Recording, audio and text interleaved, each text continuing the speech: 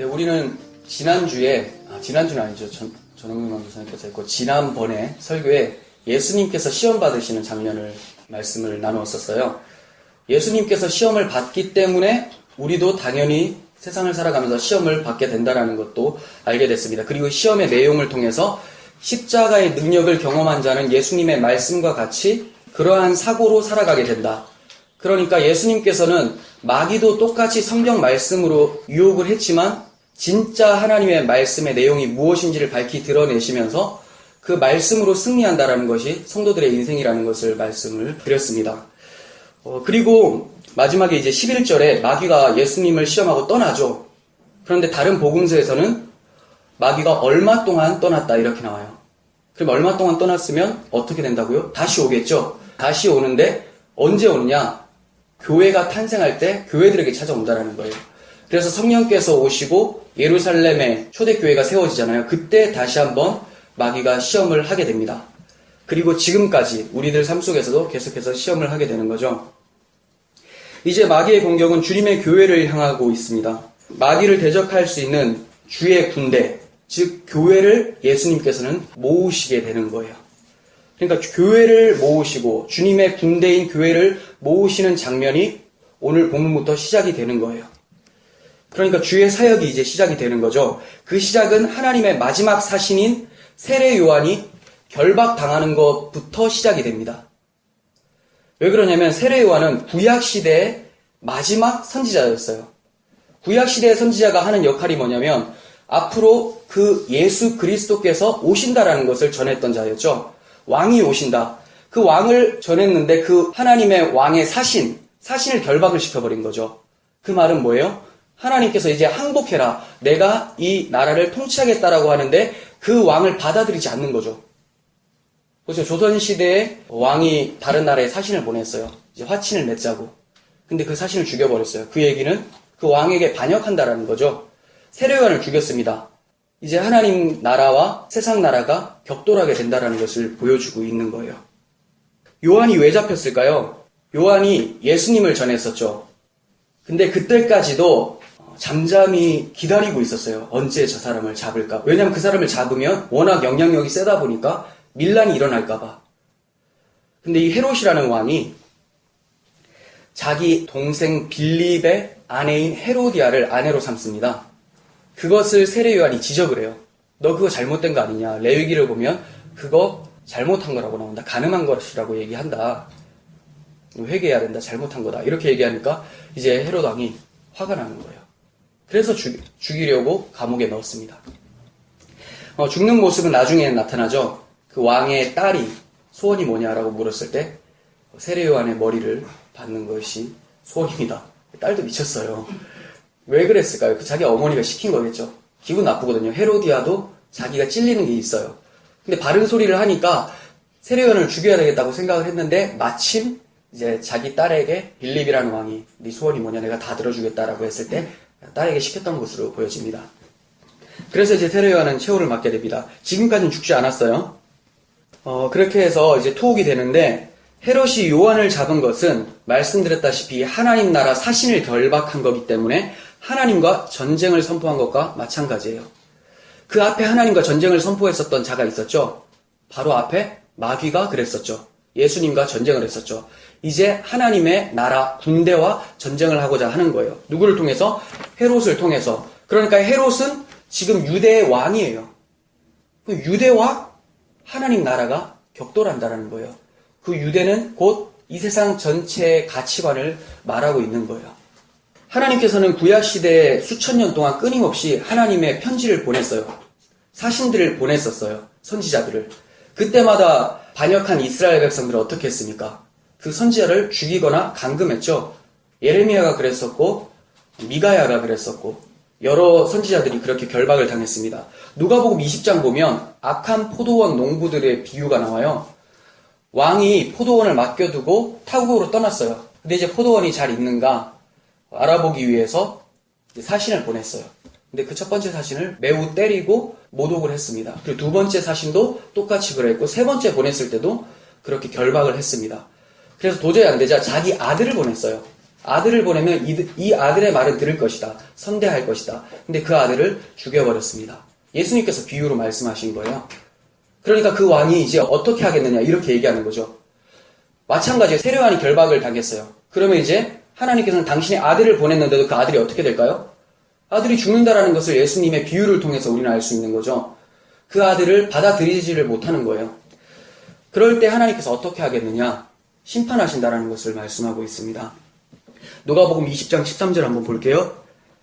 포도원 주인이 이르되 어찌할까 내 사랑하는 아들을 보내리니 그들이 혹 그는 존대하리라 하였더니 농부들이 그를 보고 서로 의논하여 이르되 이는 상속자니 죽이고 그 유산을 우리의 것으로 만들자 하고 포도원 밖으로 내쫓아 죽였느니라. 그런즉 포도원 주인이 이 사람들을 어떻게 하겠느냐 이렇게 얘기해요. 자, 그 아들을 왜 죽였습니까? 상속자이기 때문에 죽였어요. 그 말은 포도원은 누구 포도원입니까? 왕의 포도원이죠. 주인의 포도원이에요. 근데 이 포도원이 자기의 포도원으로 만들고 싶었던 거죠. 그러니까 상속자가 왔을 때 이 상속자를 죽이면 이 포도원은 내 것이 될 것이다. 그러니까 이 세상은 하나님의 통치 가운데 있는데 이것이 바로 자기들의 세상이라고 생각하고 자기들이 스스로 왕이 되어 있어서 예수를 무참히 죽인 사건을 비유로 말씀하고 있는 거예요. 누구도 하나님이 왕 되는 것을 원하지 않아요. 하나님께서 왕이심을 선포하기 위해서 사신들을 보냈었고 예수라는 아들을 보냈는데도 거부한다라는 겁니다. 그 우리들 같은 경우는 특이한 케이스죠. 왜냐하면 누구나 다 자기가 왕이 되고 싶어 하지 누구의 통치를 받고 싶어 하는 사람들은 없어요. 그런데 이게 어떻게 가능하느냐? 요한복음 1장에서 이렇게 얘기합니다. 혈통으로나 육정으로나 사람의 뜻으로 난 것이 아니라 하나님으로부터 난 자들만 이러하다 이렇게 얘기합니다. 하나님의 은혜가 있었기 때문에 여러분들이 하나님을 왕으로 고백할 수가 있는 거예요. 세례요한이 결박당하자 그 사역이 멈춘 것 같았지만 예수님께서는 그 사역을 그대로 이어가세요. 그 말은 세례요한의 사역과 예수님의 사역이 연속성상에 있다라는 거예요. 세례요한이 무엇을 외쳤어요? 오실 메시아에 대해서 외쳤어요. 이제 그 하나님께서 구약시대에 그토록 언약했던 그 언약의 실체가 오실 것이다. 그러면 예수님께서 오셨으면 뭘 얘기해야 될까요? 자, 이제 그 실체가 바로 나다. 그것을 내가 지금부터 입증해 보이겠다. 그게 바로 예수님께서 하신 사역들이에요. 예수님께서 그냥 사람들 불쌍해서 눈 뜨게 하시고 안진뱅이들 일으키시고 문득병자 고치고 이런 것이 아니라 구약 성경에 예언된 것을 예수님께서 성취시킴으로써 그 예언의 실체가 바로 나라는 것을 얘기하기 위해서 하셨던 거예요. 그냥 하는 경우가 없어요. 그러니까 지금 예수님을 전하기 위해서 예수님의 능력을 보이기 위해서 막 눈을 뜨게 하고 고친다. 이 가짜라는 거죠. 그거는 그냥 기도 응답 차원에서 하나님께서 기도를 들어주셔서 눈을 뜨게 할 수 있으나 예수님을 전하기 위해서 하는 내용은 아니라는 거예요. 이미 예수님께서는 성경을 통하여서 당신이 그리스도이심을 확실하게 보여주셨던 거예요. 그러니까 여러분들께서 그런 거에 현혹되지 말라는 겁니다. 무당들도 충분히 다 할 수 있는 거잖아요. 근데 그 무당이 하는 것들을 교회에서도 똑같이 한다고 해서 우와 더 대단하다. 그런 능력 싸움, 그런 기적 능력 싸움 하는 것이 아니라 어떻게 하나님을 왕으로 받아들일 수 없는 우리들의 본성인데 하나님을 어떻게 아버지라고 부를 수 있게 되었느냐. 이게 기적이죠. 이게 능력인 거죠. 이게 교회의 능력이에요. 교회가 이 능력을 잃어버릴 때는 세상의 무당 종교와 똑같이 되어버리는 거예요. 그러니까 욕먹는 거죠. 계속해서 예수님의 사역을 살펴볼 텐데 예수님의 먼저 동선을 살펴볼게요. 자, 베들레헴에서 나셨다가 애굽으로 피신하셨다가 나사렛에 가셔서 사시다가 갈릴리 호수 밑에 요단강에서 세례를 받으시고 그 남쪽으로 와서 유대 광야에서 시험을 받고 요한이 잡혔다는 소식을 듣고 다시 나사렛으로 가는 거예요. 그리고 여기서 오래지 않아 가버나움이라는 곳으로 옮겨갑니다. 왜 옮겨갔느냐? 나사렛은 예수님의 고향이죠. 근데 다른 복음서를 보면 예수님이 고향에서 배척을 받아요. 그러면서 하시는 말씀이 선지자가 고향에서 환영받는 일은 없다. 구약의 선지자들이 누구한테 제일 핍박을 받았습니까? 이스라엘 백성들한테 뺨 맞고 옥에 갇히고 죽고. 예수님도 마찬가지예요. 아무도 환영하지 않아요. 너무나 익숙하니까 그렇겠죠. 여러분들 집에서 맨날 보던 그 사람이 갑자기 메시아다라고 하면 뺨을 때리겠죠. 예, 그 사건입니다. 그렇게 배척을 당해서 가버나움으로 옮겨가요. 어차피 갈릴리에서 갈릴리로 옮겨간 거죠. 예, 그렇게 보시면 돼요. 그럼 예수님은 두 군데에서 지금 배척을 당한 거예요. 첫 번째는 태어나자마자 어디서 배척당했습니까? 예루살렘이라는 곳에서. 예루살렘이라는 곳에서 헤롯 왕에게 배척을 당합니다. 그리고 이제 고향에 돌아와서 고향 사람들, 형제들에게 배척을 당하고 이방의 갈릴리라고 얘기하는 그 가버나움이라는 곳으로 갑니다.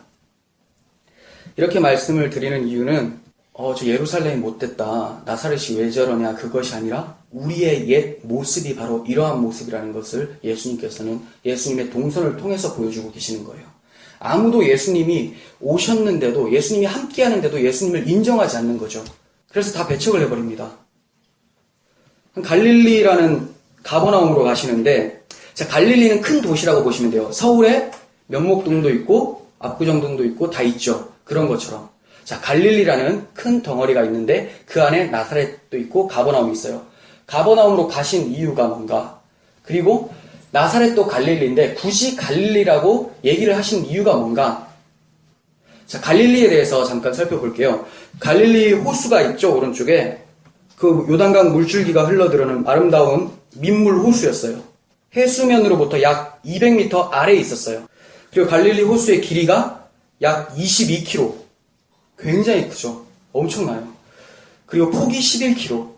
가장 긴 폭이 11km. 그래서 이스라엘 사람들은 호수라고 하지 않고 바다라고 불렀어요. 원래는 호수인데 너무 크니까 여기서 베드로가 이제 고기 잡고 다 했었거든요. 갈릴리 지역은 굉장히 비옥한 지역이어서 많은 인구가 밀집되어 있었고 주민들의 특성은 굉장히 변덕스러워요. 또 바닷가에 있는 사람들이 또 혈기도 있고 그렇잖아요. 그러니까 베드로라고 생각하시면 돼요. 그 대신 장점은 뭐냐? 변덕스럽지만 뭔가 개혁적이라는 거예요.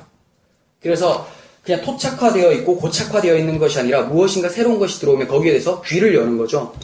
그래서 요세푸스라는 그 역사가는 이 갈릴리 지역 사람들은 변덕스럽고 개혁을 좋아하고 변화에 열려 있었다. 이렇게 얘기하면서 이제 언제든지 폭동을 선동할 수 있는 사람들이었다. 이렇게 얘기합니다. 그러니까 갈릴리 사람들의 특성상 복음을 받아들이기 굉장히 좋은 모판이었다라는 것을 볼 수가 있는 거죠. 예수님께서 이 나라가 그 나라가 아니다. 새로운 나라가 있다라고 설명할 때 예루살렘 사람들 같은 경우는 무슨 소리야? 헛소리 하지 마라. 이 나라가 있다. 그리고 헤롯 대왕이 있다. 이렇게 생각할 텐데 이 갈릴리 사람들은 그렇지 않았다라는 거예요. 왜냐하면 자기의 삶이 힘들었었어요. 우리가 이렇게 비옥한 땅이고 괜찮아 보이지만 이 사람들이 이 남쪽 예루살렘 사람들에게 굉장히 멸시당하고 무시당하던 사람들이었어요. 왜 그러냐면 이 지역이 북이스라엘 지역이었어요. 예전에. 그러니까 북이스라엘이 아수르에게 멸망을 당해요. 그때부터 500년 동안 이방 나라들이 계속해서 통치를 합니다. 그리고 아수르가 굉장히 무서운 정책을 펼쳤는데 혼합 정책을 펼친 거예요. 그러니까 아수르 사람들하고 갈릴리 사람들하고 결혼을 시켜버리니까 순수 유대 혈통이 없어져 버리는 거죠. 그러니까 사마리아 사람들하고 비슷한 거예요. 저주받은 자들, 버림받은 자들 이렇게 봅니다. 그리고 굉장히 소외되어 있었고 또 가난하고 땅은 비옥하지만 사람들에게 멸시받는 그런 동네였어요. 15절에서 이방의 갈릴리라고 얘기를 합니다. 왜 그런지 아시겠죠? 그 땅은 분명히 이스라엘 땅에 있는데도 이방 나라의 영향을 워낙 많이 받았기 때문에 이들을 이방인처럼 취급한 거예요. 16절에서는 이렇게 얘기합니다. 흑암에 앉은 백성이 큰 빛을 보았고 사망의 땅과 그늘에 앉은 자들에게 빛이 비추었도다. 그러니까 복음의 빛은 소외받고 멸시받는 땅에서부터 비춰지고 있다는 것을 보여주고 있어요. 자기 배가 부르고 부자인 상태에서는 복음이 들어오지가 않아요. 제가 말씀드리는 것은 단지 외형적 부자만을 얘기하는 것이 아니라 마음이 부유한 상태, 자기로 충분한 상태들 있죠. 그러니까 부자가 진짜 재정적 부자가 복음을 받아들이기도 현실적으로 더 어려워요. 왜 그렇습니까? 현실이 너무나 만족스럽거든요. 이것으로 충분하거든요. 그런데 거기에다가 정말 천국이 있다라고 하면 들리지가 않는 거죠. 물론 가난한 자들 가운데서도 마음이 부자가 있어요. 내가 저 돈을 빨리 취해가지고 행복해야 될 텐데 라고 하는 그 사람들이 바로 마음의 부자인 거죠. 그런데 진짜 가난한 자들은 뭐냐? 돈이 있어도 이 돈이 나를 해결해 주지 못한다는 것을 아는 자. 돈이 없어도 내가 돈을 구하는 것이 아니라 이 세상이 아니라 새로운 차원에서 나를 해방시켜줄 그 무언가가 필요하다라고 하는 그런 자들. 그런 자가 가난한 자들이에요. 그게 바로 갈릴리 사람들이 보여주고 있는 거죠. 방금 읽은 그 말씀은 이사야를 통한 언약의 성취였다라는 것을 말을 하고 있습니다. 이사야 9장 1절을 보겠습니다. 전에 고통받던 자들에게는 흑암이 없으리로다. 옛적에 여호와께서 스불론 땅과 납달리 땅이 멸시를 당하게 하시더니 후에는 해변길과 요단 저쪽 이방의 갈릴리를 영화롭게 하셨느니라. 흑암에 행하던 백성들이 큰 빛을 보고 사망의 그늘진 땅에 거주하던 자들에게 빛이 빛이었도다. 이렇게 말씀합니다. 그러니까 하나님의 빛은 소외받고 멸시받고 천대받는 자들에게 먼저 찾아갔어요. 그런데 그게 단지 불쌍한 자들만을 얘기한 것이 아니라 하나님의 나라라고 하는, 하나님의 백성이라고 하는 예루살렘을 등지고 이제 어디로 갑니까? 이방이라고 하는, 그러니까 지금 국가적 이스라엘만으로 국한되어 있었던 하나님이 아니라 지금 우리나라와 같은 이방 나라, 일본, 중국 이쪽으로 하나님의 복음이 편만하게 전해지기 시작했다라는 거예요. 예전에는 하나님께서 이방 나라에 대해서 관심이 없었어요. 그들이 나쁜 짓을 하든 무슨 악한 짓을 하든 아무 상관이 없었고 이스라엘 백성이 뭔가 잘못하면 맨날 두드려 팼어요. 근데 이제는 하나님께서 이방 나라에 관심을 보이기 시작했다는 거죠. 제일 무서운 것은 관심이 없는 게 제일 무서운 거죠. 회초리 되는 것이 잘못된 것이 아니라 회초리를 안 되는 것이 제일 무서운 거예요. 근데 하나님께서 이제 회초리를 대시고 또 복음을 전하시기로 시작했다는 겁니다. 그러니까 사도 바울이 얘기를 합니다. 그리스도 안에서 막힌 담이 허물어졌다. 이스라엘 나라와 그리고 이방인들 사이에 막힌 담이 허물어졌다. 이제 하나님의 백성이 나라 이스라엘로 국한된 것이 아니라 모든 나라 가운데서 예수를 구주로 고백하는 모든 자들이 다 하나님의 백성이다. 이것을 얘기하는 거예요. 그래서 이방의 갈릴리로 선포되고 있는 겁니다. 여러분, 이 갈릴리 지역이 이방 군대 침략이 자주 있었던 곳이라고 말씀을 드렸잖아요. 그래서 전에 고통받는 자들이라고 말씀을 했습니다. 근데 전에 고통받는 자들 그리고 흑암에 사는 백성이 단지 이방의 갈릴리 뿐일까요? 아니죠. 우리의 옛 모습이 그랬다라는 거예요. 우리가 전에 고통을 받았었고 흑암에 살았다라는 겁니다. 어디에 고통을 당했었어요? 마귀에게. 그게 무슨 말입니까? 안 믿는 사람들 알 수가 없어요. 나는 마귀에게 고통을 안 당하는데 마귀가 고통을 주는 것은 다른 것이 아니라 사고를 사로잡는 거예요. 그러니까 모든 사람들이 가지고 있는 그 사고, 성공주의, 내가 저 사람이 가지고 있는 것보다 더 많이 갖지 못하면 상대적 빈곤감을 갖거나 그리고 저것이 없으면 살 수가 없고 이 땅이 모든 것이라고 생각하는 그런 모든 사고들 거기에 꽉 매여서 아무리 채우고 채워봐도 공허함만 남고 그래서 부자들, 명예 있는 자들 그런 사람들도 자살하는 것들을 통해서 우리는 알 수가 있죠. 근데 우리가 어떻게 그 고통받는 자들이었다는 것을 알게 됐습니까? 은혜 받고 나니까 예전이 흑암인 걸 알게 되는 거예요. 한 번도 눈 떠본 적이 없는 자는 자기가 눈을 감고 있는 것을 몰라요. 사람들을 마주치지 않으면. 그냥 원래부터 이게 깜깜하다. 이 깜깜이 뭔지를 몰라요. 근데 빛이 비춰지고 눈을 뜬 사람들은 그때부터 내가 눈을 감고 있었구나. 내가 흑암에 있었구나. 내가 고통스러운 상태였구나. 이걸 알게 된다는 거예요. 그러니까 우리가 예수 믿는 것도 고통스럽죠. 왜냐하면 자기 부인을 해야 되니까. 내 욕심들 하나님의 통치를 받게끔 다 양보를 해야 되니까. 그럼에도 예전으로 돌아갈래 하면 못 돌아가는 거예요. 왜냐하면 그게 흑암이었고 그게 바로 지옥의 상태였다는 것을 아는 자들이기 때문에. 근데 그것을 알지 못하는 자들은 괴로워하지도 않아요. 나왔던 자들이 그 상태를 보면서 괴로워하는 거지 그 안에 있는 사람들은 알지를 못해요. 자기가 괴로운 상태인지도 몰라요. 바로 예수님께서는 우리의 옛 모습이 바로 이방의 갈릴리와 같았다는 것을 말씀하고 있는 거예요. 그래서 예수님께서 이 땅에 오셔서 눈먼 자들에게 눈을 뜨게 하신 이유가 바로 너희들이 영적으로 소경이 돼서 흑암에 살아서 하나님을 알지 못하고 있다. 그래서 내가 빛으로 와서 눈을 떠줄 테니까 그 하나님을 보고 하나님을 아버지라고 인식을 해라. 이렇게 보여주시는 겁니다. 사도 바울은 이렇게 얘기합니다. 어두운데 빛이 빛이라고 말씀하셨던 그 하나님께서 예수 그리스도의 얼굴에 있는 하나님의 영광을 아는 빛을 우리 마음에 비추었느니라. 예수님의 빛이 어떤 빛이라고요? 예수님의 얼굴에 있는 하나님의 영광을 아는 빛. 이 세상 모든 것은 하나님의 영광이 드러나고 있어요. 그런데 예수 그리스도라는 빛을 통해서 하나님을 보지 못한 자들은 이 영광이 자기를 위해서 존재한다고 생각을 하죠. 그리고 자연스럽게 만들어진 것이라고 생각을 해요. 그런데 예수의 빛을 통해서 본 자들만 이것이 하나님의 솜씨고 하나님께서 이 모든 것들을 통하여서 나를 구원하시기 위한 메시지구나를 깨닫게 된다는 거예요. 그리고 나서 세상을 바라보면서 아름다운 풍경을 바라보면서 와, 그림 같다. 여기에 그치는 것이 아니라 하나님의 사랑이 담겨 있구나 하면서 하나님을 찬양하게 되죠. 똑같은 광경을 보면서도 해석이 달라요. 와, 이런 곳에서 살고 싶다라고 하는 사람과 와, 이런 아름다움은 우리 하나님의 아름다움을 잠깐 그림자로 보여주는 것이구나. 이렇게 고백하는 자들이 나누어진다는 겁니다. 여러분, 전자와 후자는 엄청난 차이가 있어요. 전자는 그 아름다운 광경을 보면서 괴로워해요. 와, 이곳에서 살고 싶다. 갈급하다라는 거예요. 근데 후자는 어떻게 됩니까? 와, 이 아름다움이 하나님의 아름다움을 나타낸 것이구나. 그러니까 이건 모형이 지나지 않는다라는 거예요. 더 아름다운 하나님 안에 거하기를 사모하게 된다는 것이죠. 진짜 복받은 자들은 마음의 쉼을 얻은 자들이지 육체적 쉼을 얻은 자들이 아니에요. 마음의 쉼을 얻은 자들을 성경에서는 평안한 자라고 하고 육체적 쉼을 얻은 자들을 편안한 자라고 해요. 편안하면 뭐합니까? 뛰어내리는데. 중요한 것은 마음의 쉼을 얻는 것이 중요해요. 예수님께서 말씀하세요. 수고하고 무거운 짐진 자들아 다 내게로 와라. 내가 너희를 쉬게 하겠다. 그런데 어디를 쉬게 합니까? 내가 너희의 마음을 쉬게 하겠다라고 말씀하시죠. 우리가 그리스도 안에서 평안함을 얻은 줄 믿습니다. 우리 상태가 바로 흑암임을 직시하고 이제 그 흑암의 사고에서 벗어나서 오직 그리스도의 밝은 빛 가운데로 나아가는 우리들이 되었으면 좋겠습니다.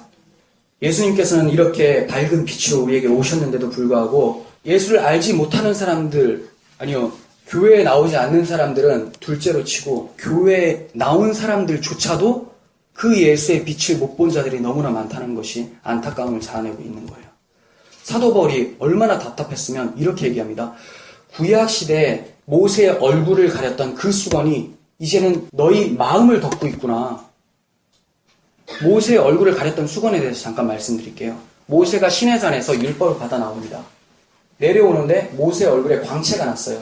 그 말은 모세가 예수님의 그림자였기 때문에 십계명을 받았던 예수 그리스도의 거룩함을 나타내고 있었던 거죠. 근데 왜 수건으로 가렸습니까? 자기가 아니라는 거예요. 자기가 실체가 아니고 아직까지 예수가 오지 않았기 때문에 이것은 수건으로 율법 행위로 가려 놓는 거죠. 아직까지 계시가 가려진 상태다. 그런데 예수라는 빛이 오셨어요. 근데 너희들 여전히 모세는 수건을 벗었는데도 너희 마음은 아직까지 그 수건으로 가려져 있다. 이렇게 얘기하는 거죠. 이게 오늘날 우리 교회에게 하는 말입니다. 그러니까 그 수건이 아직까지 마음을 닫고 있으니까 예수를 어떻게 인식하냐면 성경이 말한 예수가 아니라 자기들이 원하는 예수로. 유대 사람들이 원했던 메시아가 어떤 메시아예요? 경제적 메시아, 군사적, 정치적 메시아 아니에요. 예수님이 오시면 우리나라가 부유하게 될 거야. 정치적으로 탄탄하게 될 것이고 경제적으로 훌륭하게 될 거야. 군사적으로 가장 강해질 거야.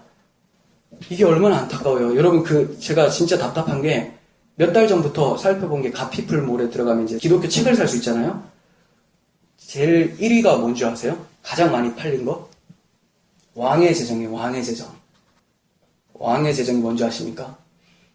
오늘 방금 예배드리지 한번 들어가 봤어요. 혹시 데이터가 오류가 날 수 있으니까 2위로 밀려났어요.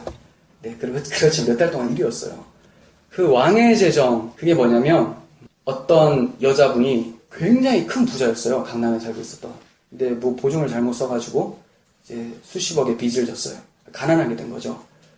그런데도 그 가난함 속에서도 끊임없이 돈의 노예가 되지 않고 하나님께 헌금을 잘하고 11조를 잘 냈더니 물질이 들어오더라.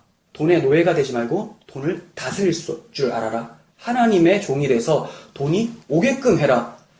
이 그럴싸하죠. 그게 돈을 다스리는 것 같죠. 제가 읽어본 게 아니라 그럼 왜 읽어보니까 시간 그 줄거리만 본 거예요. 보세요. 이게 돈을 다스리는 것 같은데 제가 얼마 전에도 누가 이게 글을 올렸어요. 자기 교회에서 재정 강의를 했다고. 그래서 이 강의를 통해서 재정을 다스릴 수 있는 귀한 방법을 알게 돼서 감사하다. 이거 재정을 다스리는 것 같아요?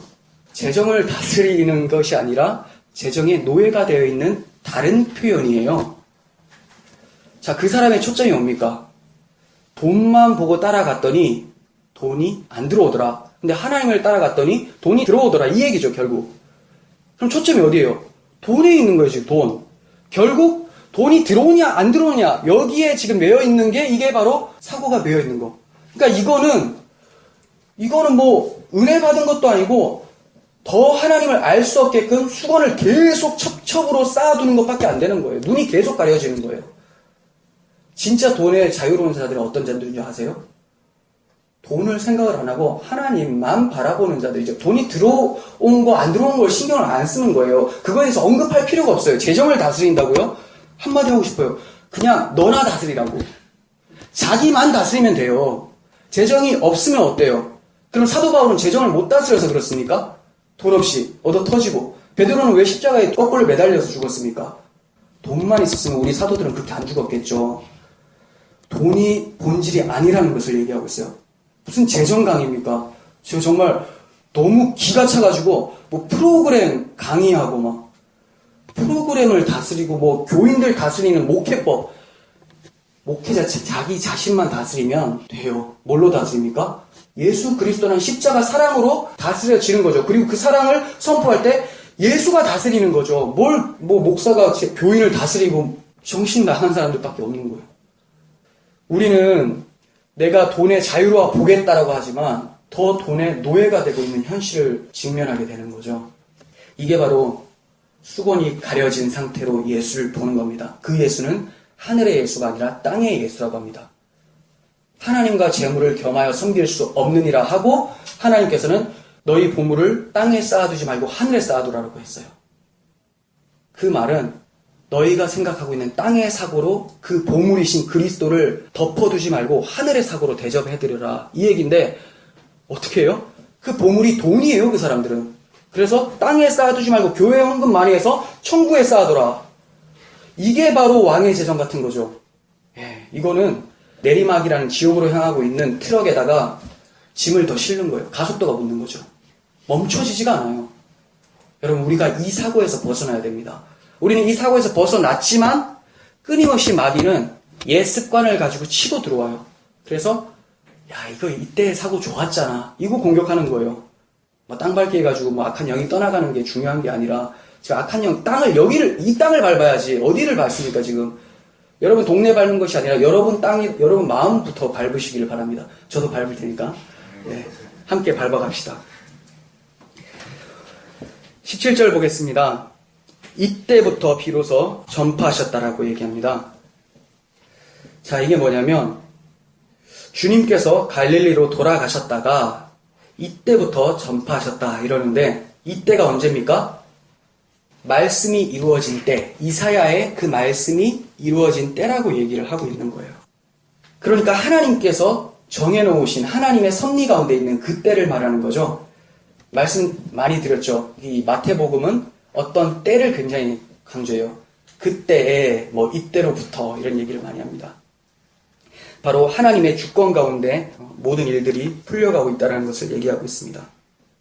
그러니까 주님께서는 하나님께서 언약하신 바를 하나하나 성취해 가시면서 당신이 언약의 실체이심을 드러내고 있는 거예요, 지금. 봐라, 말씀이 이루어졌지, 나를 통해서 내가 또 행동을 해볼게. 이게 바로 예수님의 모든 행동이 다 구약에 약속하신 것들을 실현시키는 거예요. 내가 그 약속의 실체야, 이거죠. 여러분, 모든 것이 하나님의 뜻 안에서 진행되고 있습니다. 알파와 오메가 되신 처음과 마지막이 되시는 하나님의 섭리와 때를 따라서 움직일 줄 아는 지혜가 우리들 가운데 있었으면 좋겠어요. 더디다고 생각하지 마시고 하나님의 때가 분명히 있겠구나. 내 생각하고는 다를 수가 있죠. 뭐 하나님의 타이밍이라는 책도 있었는데 보지는 못했어요. 제목만으로도 은혜가 오잖아요. 그 하나님의 타이밍, 그거 잡아야죠. 내 타이밍 생각하지 말고. 내 타이밍 주장하는 것이 바로 마귀적 주장이에요. 내가 왕이 된 상태. 우리는 나는 없고 오직 십자가의 예수만이 드러나는 삶을 살 수 있어야 합니다. 그러면서 주님께서 외치셨던 말씀이 뭐예요? 회개하라, 천국이 가까이 왔다. 들어보셨죠? 3장에서 나왔었어요. 누가 얘기했습니까? 세례요한이. 세례요한이 회개하라, 천국이 가까이 왔다라고 얘기를 했는데 문장이 완전히 같아요. 그런데 의미는 좀 다릅니다. 왜 그러냐? 세례요한이 천국이 가까이 왔다라고 할 때 내 뒤에 오시는 이가 있다라고 했었거든요. 그 말은 천국이 바로 예수님이다, 이 얘기예요. 말씀드렸죠. 그 하늘들이 소유하고 있는 통치, 이게 천국을 풀어 쓴 거예요. 하늘, 나라. 이 나라라는 바실레이아는 통치 개념이 강하지 이 땅의 개념보다는 하나님의 통치 개념이 강해요. 그러니까 하늘들이 소유하고 있는 통치. 그러니까 지금 누굽니까? 하늘의 통치를 하고 있는 예수를 가장 먼저 얘기를 했어요. 세례 요한은. 그 천국이 가까이 왔다. 주님이 오시고 있으니까 지금. 그런데 그 천국이 이미 왔어요. 오신 그 천국이신 예수가 천국이 가까이 왔다. 이 얘기는 그럼 뭘까요? 내가 왔다 이 얘기인가요? 그걸 넘어선다는 거죠.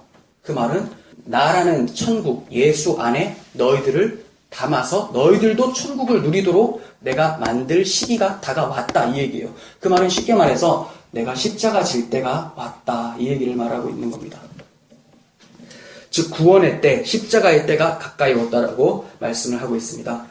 결국 모든 구약의 초점은 오실 예수와 그분의 사역, 즉 십자가와 부활로 귀결되고 있는 거예요. 여기서 이렇게 얘기하죠. 이때부터 비로소 전파했다. 비로소. 한 획을 긋는 분기점과 같은 느낌을 주죠. 분기점. 즉 율법의 시대가 끝나고 이제 새로운 복음의 시대가 열린다라는 것을 예수님의 입을 통해서 얘기를 하고 있는 거예요. 누가복음 16장 16절 보겠습니다. 율법과 선지자는 요한의 때까지요. 그 후부터는 하나님의 나라의 복음이 전파되어 사람마다 그리로 침입하느니라. 어디로? 천국으로 들어갈 수 있게 되었다. 이제 하늘의 사고로 살게 돼서 땅의 사고, 어떤 행위주의에 빠지지 않고 하나님의 은혜 가운데서 살게 된다는 것을 얘기하고 있어요. 요한의 때까지가 바로 구약이었다는 거죠. 예수님 오셨을 때는 이제 신약의 시대, 은혜의 시대가 도래했다는 것을 말하고 있습니다. 여기서 이때부터라고 번역된 이 단어가 아포토테라는 단어인데요. 이게 마태복음의 오늘 본문 말씀 17절을 포함해서 3번이 나오고 있어요. 자, 어디 나오냐면 첫 번째는 오늘 본문이고 예수가 천국 복음을 선포하고 있을 그 시점에서 등장을 하는 거죠. 두 번째는 베드로가 예수님을 하나님의 아들입니다라고 고백을 합니다. 그리고 나서 예수님께서 그 고백을 들으시고 당신 자신이 왜 오셨는지에 대해서 설명을 합니다. 그게 두 번째 쓰인 거예요. 그리고 세 번째는 예수님의 사역이 막바지에 이르렀을 때 배반한 가룟 유다가 예수를 팔려고 본격적으로 활동하는 시점에 이 아포토테라는 단어가 쓰였어요. 이때부터. 그러니까 굉장히 중요한 단어죠. 예수님의 생애의 결정적인 전기를 이루는 중요한 시점에 이르렀음을 보여주는 부사구가 바로 아포토테예요. 근데 우리가 살펴볼 것은 특별히 두 번째 사용된 마태복음에서 베드로가 고백했었던 주는 그리스도시요 살아계신 하나님의 아들입니다 라고 하는 그 부분이에요. 마태복음의 전반부는 여기에요. 16장 16절에 베드로 고백이 전반부예요. 그러니까 16장까지 베드로 고백까지는 예수님께서 무엇을 말씀하고 있었느냐? 예수가 누구신가에 대해서 얘기하고 있었던 거죠. 베드로가 얘기하죠. 주는 그리스도시요 살아계신 하나님의 아들입니다. 이 얘기가 들리고 나니까 이제 어떻게 할까요? 그 뒤에 후반부가 출발이 되는 거예요. 그래서 21절에 얘기를 합니다.